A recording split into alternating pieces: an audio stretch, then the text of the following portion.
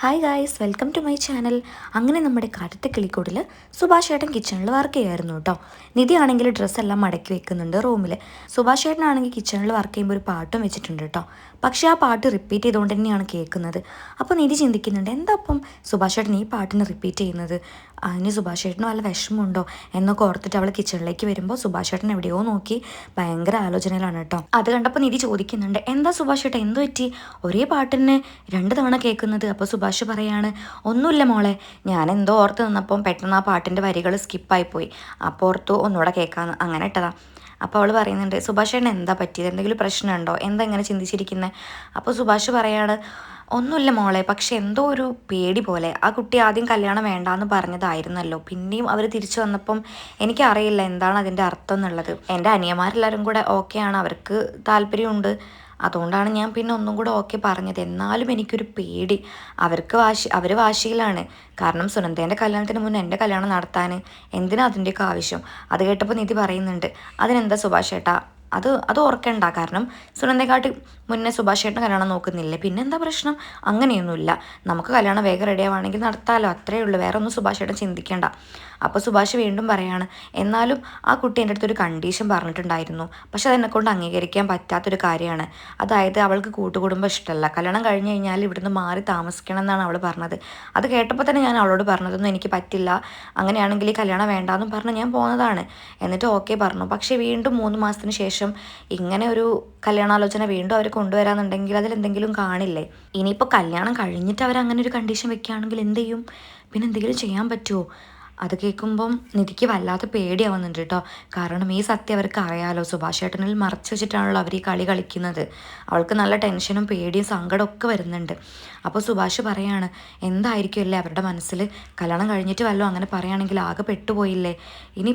ഇനി ചിലപ്പം പോസിറ്റീവ് കാര്യമാണെങ്കിലോ, അതായത് അന്നിവിടെ ഒരു പെൺകുട്ടി ഉണ്ടായിരുന്നില്ലല്ലോ, ഇപ്പം നിധി ഉണ്ടല്ലോ, അപ്പോൾ ഒരു കൂട്ടായി നോർത്തിട്ടാണെങ്കിലോ. അത് കേട്ടപ്പോൾ അവൾ പറയുന്നുണ്ട്, ആ സുഭാഷ് ഏട്ടാ, അതായിരിക്കും സത്യമായിട്ടും.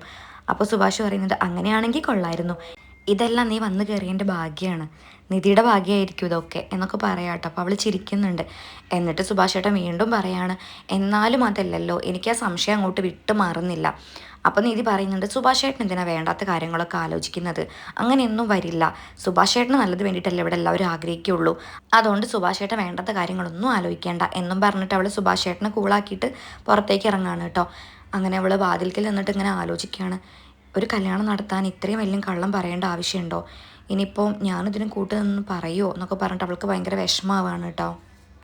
പിന്നീട് കാണിക്കുന്നത് മാർക്കറ്റിൽ പോയി വന്ന സുഭാഷ് ഏട്ടനെയാണ് കേട്ടോ. അപ്പോൾ ഹോളിലാണെങ്കിൽ നിതീഷും നികേഷും ഹരീഷൊക്കെ ഇരിക്കുന്നുണ്ട്. നികേഷിൻ്റെ ഫേസ് കണ്ടപ്പോൾ സുഭാഷ് ഏട്ടന് മനസ്സിലായി എന്തോ പ്രശ്നമുണ്ടെന്ന്. അവനാണെങ്കിൽ തല താത്തി ഭയങ്കര വിഷമത്തോടെ ആട്ടോ ഇരിക്കുന്നത്. പഠിക്കുന്നൊന്നുമില്ല, ബുക്ക് മുന്നിലുണ്ട്. അപ്പോൾ സുഭാഷ് ഒന്ന് ചോദിക്കുന്നുണ്ട്, എന്താണ് നിനക്ക് പറ്റി, എന്തെങ്കിലും അസുഖം ഉണ്ടോ, എന്താ നീ ഇന്നലെ തൊട്ട് ഇങ്ങനെയാണല്ലോ?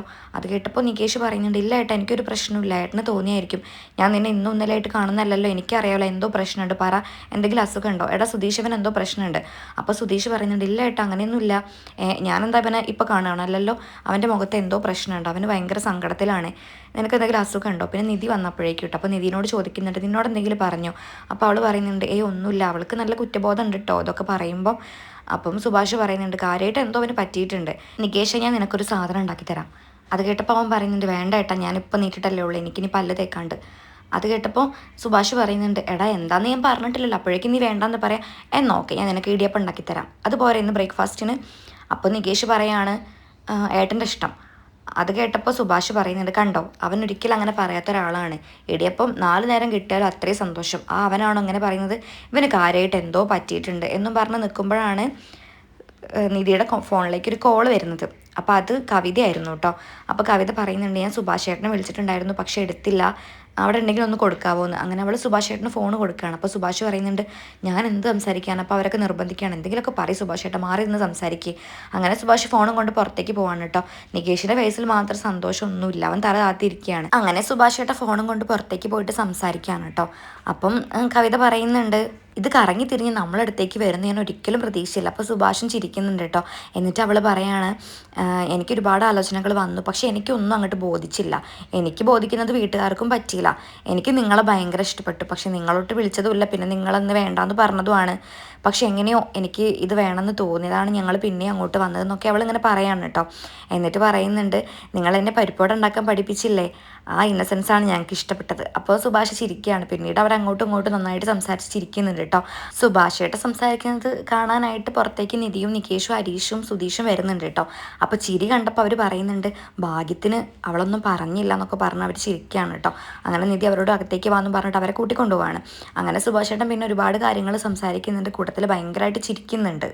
സത്യം അറിഞ്ഞു കഴിഞ്ഞാൽ ഈ ബന്ധം സുഭാഷേട്ടൻ അംഗീകരിക്കുമോ ഇല്ലയോ എന്ന് നമുക്ക് കണ്ടറിയാം. അപ്പോൾ അടുത്ത എപ്പിസോഡുകളൊക്കെ കാണാൻ ആരും മറക്കണ്ട. Okay, by, thank